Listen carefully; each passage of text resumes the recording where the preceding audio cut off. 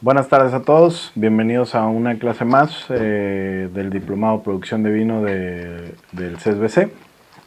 En particular, el día de hoy nos toca hablar un poquito acerca de las inoculaciones, muestreos y el manejo de sombrero, ¿no?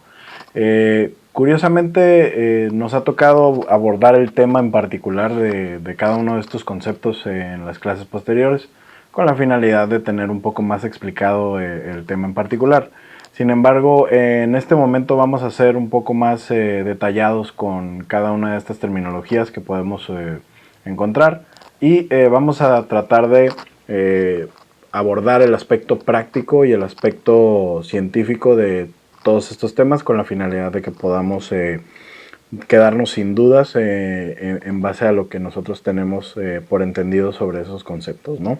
Vamos a hablar de las inoculaciones, vamos a abordar un poco la ciencia del vino natural para aquellos que en realidad no generan inoculaciones o agregan levaduras comerciales.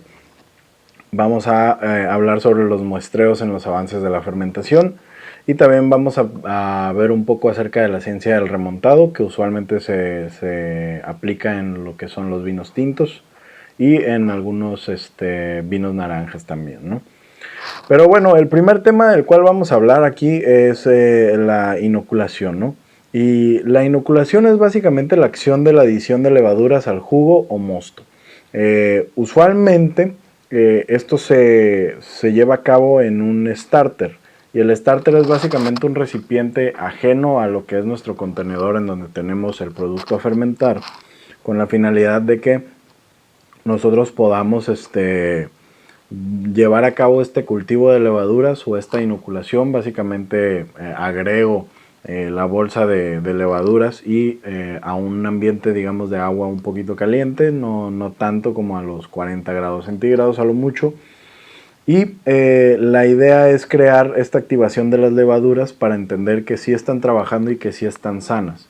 Puede ser que en algún momento por cambios de temperatura con el proveedor, estas levaduras en realidad vengan en paquete sellado y todo, pero en realidad no vengan activas, ¿no? Puede que haya sucedido algo similar o algún imprevisto el cual necesitemos, digamos, verificar constantemente, por lo cual el starter siempre es la opción antes de que nosotros agreguemos el producto y que nos enteremos ahí en el mismo producto que en realidad no funciona esa levadura, ¿no? Entonces, aunque eso sí hay excepciones, hoy en día comercialmente disponibles se pueden encontrar algunas levaduras que simplemente están listas como para agregarse, que son un poquito más agresivas con ello, con la finalidad de actuar rápidamente, ¿no? Entonces, dependiendo del producto que nosotros tengamos, pues podemos hacer un starter o no, ¿no? Y la imagen que vemos aquí es básicamente un starter que usualmente se utiliza en muchos ámbitos, como en la cerveza, en el vino en particular. En este caso, nosotros lo que vemos es un matraz de Erlenmeyer, que es básicamente el matraz que se prefiere para realizar los starters. Sin embargo, la funcionalidad de este matraz es que nosotros tenemos un cuerpo que se puede calentar y que también se puede utilizar por medio de un imán giratorio que ayude a mezclar muy bien esta levadura, ¿no? Sin embargo, si nosotros llevamos un proceso de sanitización con nuestro equipo y todo, cualquier recipiente, puede ser una cubeta, puede ser una jarra, bien sanitizada y bien cuidada, pueden darnos el mismo efecto de lo que puede ser un material inerte como el vidrio o el cristal del matraz de Erlenmeyer, ¿no?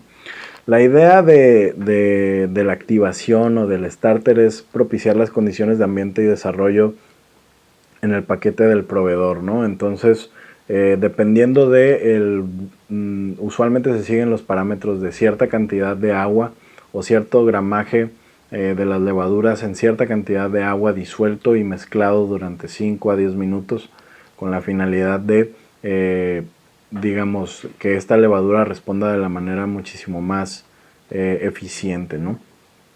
Ahora, hay que sanitizar cualquier artefacto en contacto con las levaduras, ya que a partir de este momento cualquier organismo que entre a este medio de las levaduras va a ser llevado y va a ser acarreado hacia la fermentación que vamos a tener en nuestro vino tinto, en nuestro vino blanco, en nuestro vino rosado. Y en este punto ninguno de esos vinos se lleva a cabo con otro protector más que la acidez, ¿no? La acidez también es un factor muy importante para la eficiencia de las levaduras. Usualmente es el pH el que nos indica en qué parámetros va a funcionar la levadura que nosotros seleccionamos, o la misma levadura te indica en qué parámetros prefiere funcionar, ¿no? Entonces es un juego de decisión en base a lo que tenemos contra lo que el año nos va a dar o nos dio, para que nosotros veamos qué levadura es mejor conseguir para pues, nuestro vino, ¿no? Ahora, el sanitizar todo esto también responde a que pues en realidad ninguno de estos jugos tiene un contenido alcohólico como lo mencionábamos en las clases pasadas, por lo cual no podemos cerciorarnos ahorita de agregar o de ser un poco descuidados en ningún momento utilizando productos que en realidad van a ser un poco más en contacto con estas levaduras, ¿no?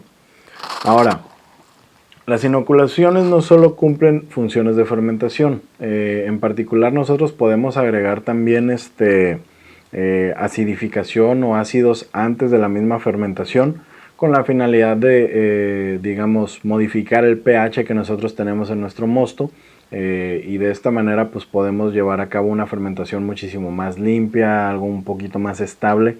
Y esto es una práctica común en cualquier bodega, en realidad depende mucho de la filosofía del productor, ya que hay algunas personas que en realidad no utilizan correcciones en base a ello, ¿no? Y algo muy importante a entender para las inoculaciones es tener un parámetro muy, digamos, útil para, digamos, entender qué va a suceder durante y después de la fermentación, que es lo que en algún momento mencionábamos, ¿no? Que era el YAN, del Yeast Assimilable Nitrogen contra el conteo de Elias. Esta medición usualmente se elabora en un laboratorio químico que se encuentra certificado y que usualmente elabora procesos enológicos. La idea de la medición de este parámetro del nitrógeno antes, durante y después usualmente nos responde a uno de los problemas más importantes que ocurren después de la fermentación.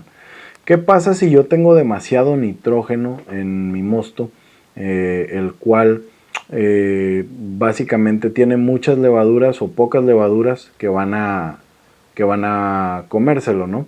Dependiendo de ese nivel de conteo de células o conteo de Elías, lo que va a ocurrir es que ese nitrógeno lo van a consumir. Sin embargo, si no tenemos suficientes lías o tenemos muy pocas lías comparadas con la cantidad excesiva de nitrógeno, ese nitrógeno va a ser absorbido por otros microorganismos como bacterias, algunos digamos compuestos que probablemente no requiramos o que puedan otorgar aromas no deseados, los cuales finalmente van a hacer que nuestro vino sepa de una manera distinta y que otras bacterias se desarrollen con la finalidad de producir compuestos no deseados como el ácido acético, ¿no? Entonces es algo muy importante de contar con esta medición del YAN que se puede hacer en cualquier laboratorio y en cualquier laboratorio que se dedique básicamente a los procesos enológicos con la finalidad de cuidar mucho la incorporación de oxígeno, de aire que nosotros ponemos en nuestro vino, ¿no? Y bueno, vamos a continuar entonces, después de esta breve sección sobre la inoculación, acerca de la ciencia de los vinos naturales en particular. Los vinos naturales son una tendencia que hoy en día aparece muchísimo más en el lado de Europa, pero también están llegando estas cuestiones de filosofía y de concepto según he escuchado en Estados Unidos y he visto algunos ejemplos en México también, por lo cual se me hace muy importante platicarlo un poco acerca de todos ellos, ¿no? Hoy en día también hay productores mexicanos que lo hacen, por lo cual no veo el mal aspecto de contar un poco o de tratar de realizar un debate acerca de lo que pasa con los vinos naturales hoy en día, ¿no? Primero hay que entender algo. De que Saccharomyces cerevisiae es una levadura o es una familia, una cepa de levaduras que en realidad es muy resistente, es una guerrera, si nosotros pudiéramos decirlo de alguna manera. La Saccharomyces cerevisiae prolifera a un pH bajo. tiene una presión osmótica alta y a una alta concentración de etanol. ¿Qué es la presión osmótica? En su momento, la presión osmótica es un principio que establece que las bacterias no pueden vivir en un medio que tenga una cantidad menor de agua a la que ellos tienen en proporción a su cuerpo. Esto es un principio que usualmente ocurre en los vinos dulces, ya que usualmente en los vinos dulces encontramos una cantidad excesiva de azúcar que hace que el vino mismo no tenga tanta agua de proporción como lo tendría una bacteria de su cuerpo. Lo que ocurre ahí entonces es que esta misma bacteria empieza a otorgar agua de su mismo cuerpo para tratar de reponer un poco acerca de este ambiente, ¿no? Y finalmente pues la bacteria al deshidratarse empieza a morir. Y es por eso que usualmente los vinos dulces resisten más tiempo en guarda que lo que resistiría un vino tinto, un vino tranquilo en particular. Por lo cual es importante entender que esta levadura puede resistir ese tipo de presiones altas y la alta concentración de etanol también la vuelve una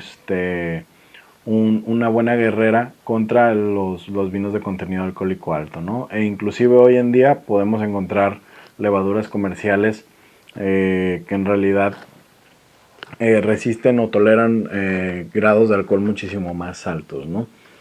Pero hay que entender que para los vinos naturales, usualmente cepas de levaduras como Pichia o Plecora, entre otras, inician la fermentación.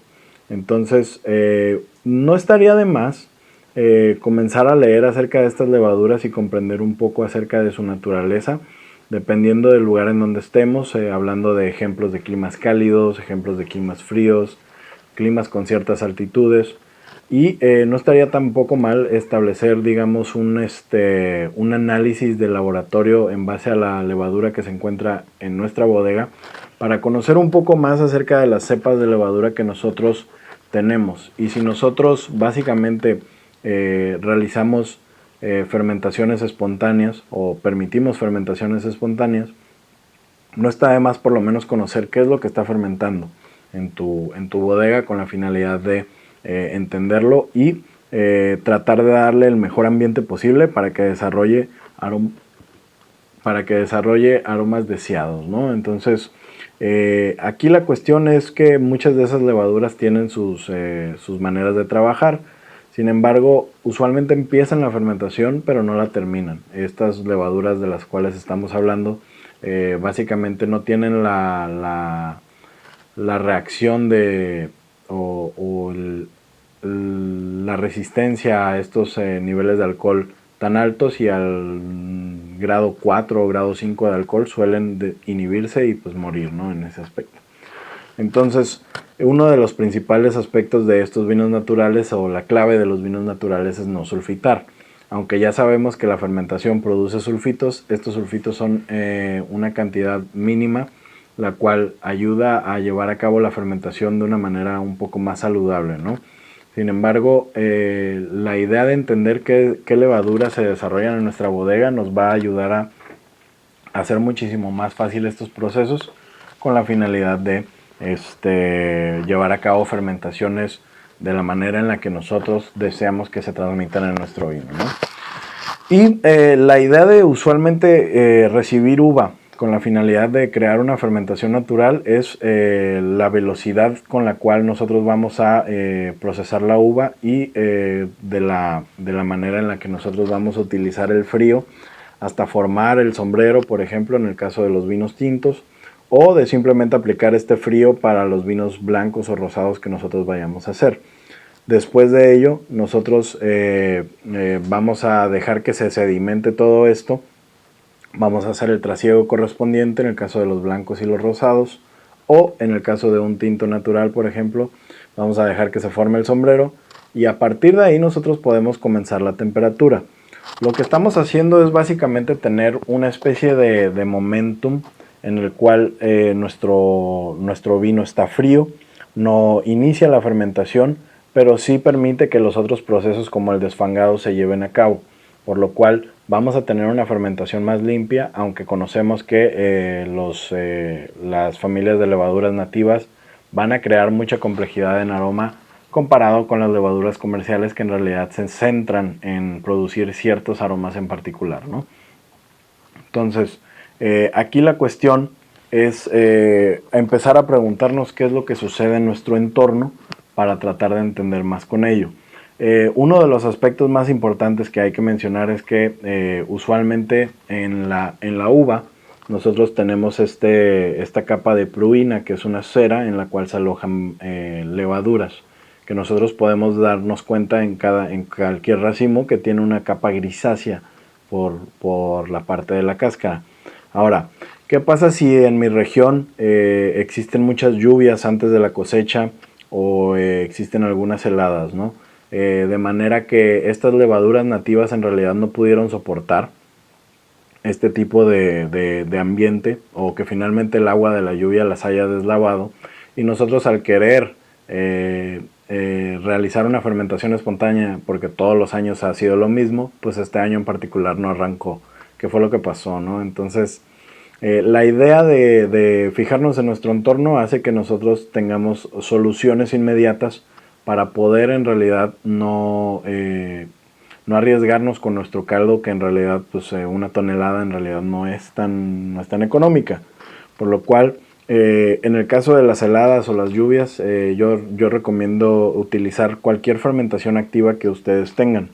Aquí la idea es que esas fermentaciones activas tienen un conteo de levaduras también muy bueno, las cuales van a ayudar a fermentar. Inclusive si yo le echo o si yo agarro una muestra de esas levaduras, de esas fermentaciones que tengo activas, y las pongo en un tanque que no ha fermentado, esas mismas levaduras se van a empezar a reproducir ahí, van a tener alimento, van a tener condiciones similares en dado caso de que sea la misma uva, por ejemplo, o que solo sea otro lote. Y finalmente esas levaduras van a hacer su labor y van a ayudarte a fermentar el otro tanque, ¿no? Si tu concepto es no agregar absolutamente nada de levadura por cuestión de filosofía, y no tienes absolutamente nada de fuera de lo natural, pues podemos aprovechar básicamente esas fermentaciones activas para que rescaten ese vino que probablemente esté estancado, ¿no? Ahora, hay que entender que la efectividad de las levaduras naturales depende del pH también. Entonces, el pH no es... probablemente queramos llevar a cabo un proceso natural, pero no tiene nada de malo llevar a cabo un seguimiento de la química o de los análisis que nosotros presentemos en nuestros vinos, ¿no?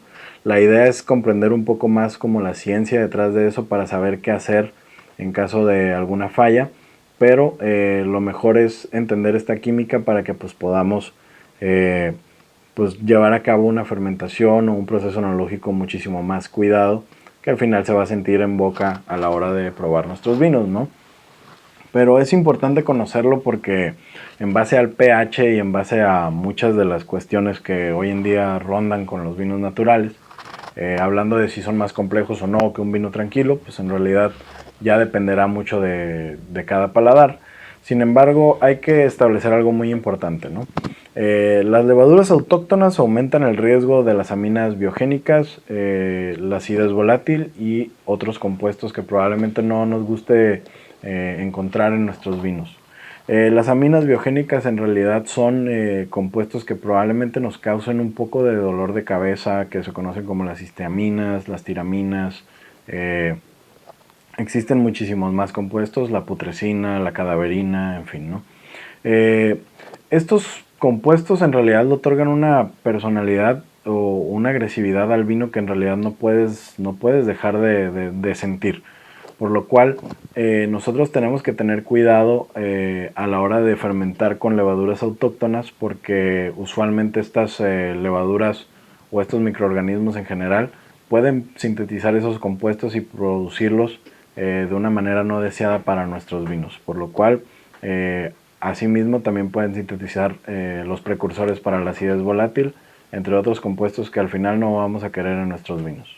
Para, digamos, tener una fermentación, hablando de los vinos naturales o inclusive de cualquier vino en particular, no tiene nada de malo apoyarnos de los equipos o de las técnicas que hoy en día se utilizan para los vinos y para checar los avances de la bitácora en particular. Entonces, además del refractómetro que usualmente se utiliza antes de la cosecha de la uva, nosotros vamos a apoyarnos con un instrumento para tomar lecturas de fermentación que se conoce como el hidrómetro o densímetro en su caso.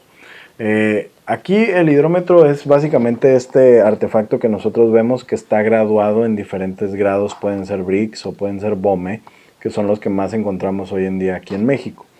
La idea de estos grados es que van midiendo el contenido de azúcar que existe en una solución, ¿no? Entonces, ¿qué pasa cuando el azúcar se va acabando y se transforma en alcohol? Este hidrómetro va a tomar una lectura muy distinta, lo cual nos va a indicar qué tanto avanzó la fermentación de un día para otro. Asimismo, la toma de lecturas de este hidrómetro se realiza 2 veces al día, que es lo más conveniente, una en la mañana y otra en la tarde. Usualmente en la noche pues no podemos hacer mucho, no es necesario pararnos en la madrugada para tomar una lectura, pero a final de cuentas, como mínimo se debe de tomar una lectura de este avance de la fermentación 2 veces al día, ¿no? Esto nos va a dar información sobre qué estilo se pretende hacer.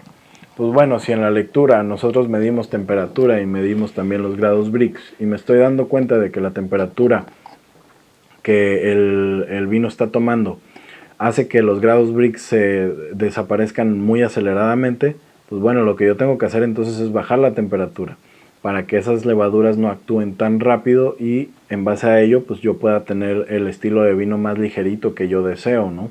Este tipo de bitácoras y de lecturas que nosotros vamos a hacer nos van a ayudar a, digamos, tener un mayor control o un control muchísimo más preciso sobre qué es lo que queremos hacer. Ayuda en la toma de decisiones según el estilo deseado y por eso la idea es comprender un poco acerca de cómo utilizarlo, ¿no? Ahora, existen muchos compuestos que nos van a ayudar a fijar las bacterias que nosotros podemos tener, ¿no? Además de los grados de 7 a 9 grados de alcohol, más aparte el pH. Por lo tanto, es importante considerarlo a la hora de tener nuestra fermentación, porque si una vez que nuestro vino llegue a 7 o a 9 grados de alcohol, es un poco más es un poco más difícil que las levaduras o las bacterias en particular lleven a cabo procesos no deseados, por lo cual es importante ir viendo en la bitácora cómo va avanzando la fermentación y una vez que podamos establecer un punto en el cual se fijan las bacterias, podamos inclusive hacer movimientos con cierta certeza o con cierta seguridad, los cuales no van a terminar afectando el vino a fin de cuentas, ¿no? Ahora, pongo en esta diapositiva en la cual pues observamos una probeta que está graduada con uno de los hidrómetros de la vinícola, en el cual estamos tomando una lectura del vino palomino que en su momento prensamos, ¿no? Y desfangamos con la finalidad de fermentarlo. Entonces, la idea del hidrómetro es básicamente esa. Si se fijan en el video, pues obtenemos básicamente el uso correcto del hidrómetro para que en su momento no nos pase a la hora de nosotros estar elaborando un vino. La finalidad es cuidar muchísimo más el proceso de la elaboración del mismo, ¿no? Ahora, como ya lo vimos, en particular, si el vino está muy frío, nosotros necesitamos aumentar la temperatura porque las levaduras van a estar más activas. Esto responde a qué tan fácil o qué tan rápido nosotros necesitemos producir un vino en particular. Puede que estemos trabajando para una bodega que necesita producir un vino en un corto tiempo para un envío importante de comercialización. Puede que nosotros en realidad no nos preocupe tanto, pero finalmente no queremos que la levadura se letargue. Esto es lo que implica empezar a visualizar todo lo que las lecturas nos indican o todos los muestreos nos indican para nosotros empezar a tomar decisiones, ¿no? La clave es asegurar una temperatura estable con levaduras seleccionadas para que nosotros podamos tener una buena fermentación. Va a ser una fermentación más limpia, va a ser una fermentación más controlada. Las levaduras van a estar felices y no van a producir aromas no deseados, entonces es algo imprescindible para que nosotros podamos tomar en consideración qué estilo de vino queremos hacer, ¿no? Y bueno, si el vino usualmente está muy caliente, las levaduras pueden crear aromas no deseados o estancarse, ¿no? Entonces hay que cuidar muy bien la manera en la que avanza la fermentación, porque recordemos que generan calor. Entonces, pues hay que cuidar un poco este cambio de temperatura que podemos presentar si no cuidamos bien el avance de la fermentación, ¿no? Al momento de hablar de los vinos naturales, el arranque de la fermentación suele llevarse a cabo con mayor lentitud, debido a que nuevamente la Saccharomyces cerevisiae no es la levadura que en realidad inicia las fermentaciones, ¿no? Por lo tanto, durante esa etapa hay que cuidar muy bien el frío, el pH y la maloláctica en ese aspecto, con la finalidad de más adelante no tener problemas con este aspecto. Una vez que termine la fermentación alcohólica, la maloláctica es un momento de estabilidad para este tipo de vinos naturales, por lo cual se propicia mucho dentro de los vinos blancos y de los vinos tintos en particular. Los rosados en realidad no tienen tanto carácter de maloláctica, por lo cual para un vino natural en realidad en especial los tintos se recomienda mucho utilizar la maloláctica como carácter de estabilidad hacia el producto final, ¿no? Y hay que comprender también que las temperaturas frescas usualmente están asociadas a la frutalidad según las levaduras que se presenten, por lo cual es imprescindible conocer básicamente las familias de levaduras que básicamente conforman nuestro cultivo en bodega, ya que cada bodega va a tener un cultivo distinto. Por lo tanto, si nosotros podemos mandar a hacer un análisis de ese vino natural o de aquel experimento en el cual estamos trabajando justo en el momento de la fermentación, estaría muy interesante conocer un poco acerca de la semblanza para tratar de combinarlo con el conocimiento, ¿no? Y bueno, ahora sí nos toca hablar un poco acerca del manejo del sombrero, el cual se utiliza mucho en los vinos tintos, pero también en los vinos blancos, hoy en día con la tendencia de los vinos naranjas. Hay que comprender qué es el sombrero, que en realidad es básicamente la cáscara, la cual concentra polifenoles que son extraídos durante la fermentación. Este es básicamente el principio de por qué el sombrero se utiliza para la producción de vinos en particular. La maceración otorga dilución de compuestos hacia el jugo. Entonces, esa cáscara en particular tiene, digamos, efectos, o la fermentación en particular tiene efectos en esa cáscara para transportar esos componentes hacia el jugo, razón por la cual usualmente se elaboran durante la fermentación, ¿no? La fermentación y el manejo de sombrero vienen similar a la mano, debido a que la fermentación actúa como un solvente de estos compuestos. Entonces, el sombrero finalmente, gracias a la exposición del CO2 y que normalmente brinda la fermentación, va a actuar como una barrera de protección del líquido final. Este CO2 empuja los sólidos a la superficie y finalmente, cuando la fermentación termina, el sombrero se hunde, por lo cual esta protección desaparece y se vuelve algo un poquito más difícil de cuidar. Entonces, es algo muy importante de tomar en cuenta para nosotros saber interpretar que una vez que acaba la fermentación, tenemos que cuidar ese depósito o este vino del oxígeno lo antes posible, con la finalidad de protegerlo, ya que no hay algo más que lo proteja. Entonces, las alternativas pueden ser guardarlo herméticamente, pueden ser guardarlo en un tanque incompleto pero con CO2, en fin, ¿no? Ahora, vamos a explicar algo que es fundamental para entender un poco acerca de todo esto, ¿no? ¿Qué implica lo que vamos a mencionar sobre la maceración prefermentativa contra la maceración postfermentativa? En particular, la maceración prefermentativa nos va a ayudar a preparar un poco el vino o el jugo, con la finalidad de entender los compuestos que van a extraerse para que el jugo tenga más polifenoles, los cuales se van a estabilizar durante estos compuestos, ¿no? La maceración postfermentativa tiene un ambiente muy diferente antes que la prefermentativa. La maceración postfermentativa, recordemos, tiene básicamente un ambiente con un alcohol elevado, tiene básicamente nada de protección contra el CO2, y básicamente aquí es muy importante mencionarlo porque la posfermentativa extrae polifenoles que suelen ser más agresivos, ¿ok? Si tú lo que quieres es lograr un vino naranja o un vino tinto, en este caso, que sean balanceados, usualmente hay que propiciar entonces la maceración prefermentativa. Si nosotros vamos hacia la maceración postfermentativa, vamos a tener un poco más de riesgo a la hora de contaminar el vino o permitir que el oxígeno empiece a actuar. Y curiosamente los polifenoles que se van a extraer gracias al medio alcohólico en el que se encuentran las cáscaras es básicamente algo muy importante, por lo cual puede afectar severamente, dependiendo del estilo que quieras producir, en la textura y en el sabor de tu vino. Entonces, una de las lógicas del vino naranja es justamente esa. ¿Por qué tiene sentido que básicamente las cáscaras, o en este caso, hablando de los vinos naranjas, vamos a desarrollarlos como el vino que se elabora con uvas blancas, pero que se realiza con proceso de tinto, ¿no? En el caso del proceso del tinto hablamos del remontado o del manejo del sombrero. Ahora, estas cáscaras recordemos que tienen componentes flavonoides y la pulpa de la misma uva contiene compuestos polifenólicos no flavonoides.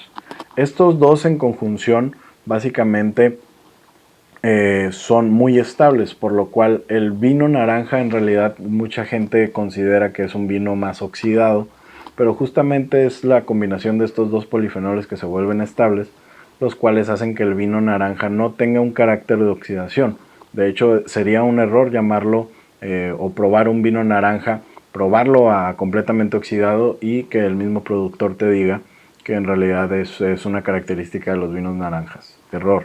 En particular, usualmente influye mucho el manejo del frío a la hora de hablar de los vinos naranjas oxidados. Probablemente el frío no fue el mejor a la hora de prepararlo, pero finalmente esta es la lógica de la cual incurren los vinos naranjas. Tú puedes seguir manejando el sombrero de una manera menos agresiva para no tanta inclusión del oxígeno, y estas cáscaras van a ayudar a darte polifenoles que en realidad van a proteger al vino de la oxidación o van a consumir ese oxígeno que probablemente se le incorpore poco a poco, ¿no? Entonces, la agresividad de este manejo del sombrero va a extraer mayor cantidad de polifenoles y los va a transmitir al vino en cuestión, por lo cual hay que tener mucho cuidado si nosotros queremos hacer un vino frutal. En cualquiera de los dos sentidos, probablemente estemos utilizando una uva de carácter de piel grueso, en el cual mucha agresividad va a extraer en exceso estos compuestos, por lo cual probablemente queramos un balance, ¿no? O probablemente estemos utilizando una uva como Barbera, que tiene una cáscara un poco delgada, que finalmente queremos extraerle lo más que se pueda porque conocemos que tiene un buen nivel de acidez, el cual lo puede contrarrestar. Todo esto va a depender de la uva con la que dispongas y el conocimiento que cuentes sobre ella. Por lo tanto, es normal que nosotros nos queramos llevar bien con los productores para que ellos mismos nos cuenten un poco acerca de las plantas, de los viñedos, de cómo se desarrollaron en su momento, qué compuestos utilizan para cuidar el viñedo, si manejan el viñedo de una manera adecuada, en fin. Conocer todo acerca de nuestra materia prima nos va a ayudar a tomar decisiones en la bodega que finalmente van a afectar parcial o completamente el sabor de nuestros vinos. Ahora, la fermentación hay que entender que crean sulfitos y CO2. Sin embargo, aquí la cuestión es que se desplaza el oxígeno, ¿ok? Entonces la fermentación por sí sola es básicamente un proceso reductivo o un proceso de reducción en el cual la ausencia de oxígeno es bastante visible. Por lo cual no tiene nada de malo hacer los diferentes métodos en los que se pueden hacer los remontados o se puede remojar el sombrero, ¿no? Se conoce el pump over o remontado como el método más agresivo que incorpora más oxígeno. Si quieres algo un poquito más delicado, puedes conseguir una especie de pistoneo que también se conoce como el pillage. Básicamente es un artefacto el cual hunde el sombrero y simplemente lo hundes con la finalidad de que se remoje. Y el remojo del sombrero, que literal se puede realizar en base a velocidades muy lentas con tu bomba o con una manguera misma, Inclusive el remojo del sombrero se puede hacer a cubetazos, inclusive si nosotros nos vamos a un carácter más rústico, ¿no? Sin embargo, tenemos que entender que dependiendo del estilo de vino vamos a realizar uno u otro. ¿Qué pasa si, por ejemplo, también yo tengo un tanque que tiene 2 o 1 semana haciéndole remontado y yo empiezo a ver que mi vino en realidad sabe demasiado agresivo, yo no lo quiero así? Bueno, pues entonces cambio a la modalidad de hacer un pistoneo o de hacer un remojo del sombrero amable. O sea, la idea es empezar a ver qué tipo de estilo quieres hacer y cómo lo puedes maniobrar para que todas estas vertientes tú las puedas utilizar libremente para lograr lo que tú quieres. Entonces, aquí las clases se tratan de abordar todas esas vertientes. Es por eso que también abordamos los vinos naranjas, que en particular tienen un manejo muy similar a lo que es un vino tinto, pero entender un poco acerca de lo que es el vino blanco y cómo funciona la cáscara en contacto con el jugo nos va a ayudar a obtener resultados muchísimo más viables para la comercialización. Ahora, la forma y el tamaño del contenedor son clave aquí, porque si nosotros nos ponemos a pensar en las formas con las que se diseñan los tanques, vamos a darnos cuenta de que hay algunos, digamos, unos más delgados en circunferencia y hay otros que son un poquito más gorditos o chaparros en este aspecto, ¿no? La cuestión es que ese tipo de tanques que son altos y delgados en realidad son diseñados más para vinos blancos y vinos rosados. Esto debido a que la cáscara en realidad es inexistente en estos tanques y el frío circula más rápido alrededor de esa circunferencia que es menor. Distribuye mejor el frío y al final obtienes un gasto energético menor de lo que podrías tener en tu bodega. Ahora, si nosotros contamos con los tanques que son un poco más de menor altura y que son un poco más grandes en su circunferencia, estos tanques en particular están diseñados para los vinos tintos, ya que la cáscara en particular obtiene más contacto con el jugo y por ende puedes realizar remontados o pistoneos o remojar el sombrero de una manera muchísimo más completa y puedes extraer mayores polifenoles para la elaboración de tus vinos. Entonces, dependiendo de todas las herramientas con las que contemos, la cual una de las más importantes va a ser el conocimiento, es que nosotros vamos a poder jugar con nuestra materia prima que tenemos en bodega para que podamos obtener resultados distintos en base a lo que en realidad queremos. Por lo tanto, es importante estar actualizándonos en este medio con la finalidad de observar qué tipo de procesos se están llevando a cabo para las mismas generaciones, para las generaciones venideras, y que nosotros también podamos transmitirle todo este nuevo conocimiento a los empleados de bodega o que nos lo quedemos nosotros, ya que nosotros seríamos los mismos empleados, ¿no? Y bueno, les dejo la bibliografía que en realidad está muy bien variada aquí en esta cuestión de los muestreos y de los vinos naturales y de los vinos naranjas. Les dejé algunos archivos y algunos artículos también para que los chequen y en particular espero y les haya gustado la clase del día de hoy. Vamos a continuar un poco más adelante con las clases que vienen, en las cuales vamos a hablar un poco más sobre estos procesos de refinamiento, sobre la clarificación, la estabilización y el filtrado que pueda haber en nuestros vinos para prepararnos para un vino que futuramente se comercializará. Esperemos si estén bien. Ya saben que cualquier duda o cualquier comentario, estamos disponibles para ustedes el tiempo que se requiera. Y espero y pasen una excelente tarde.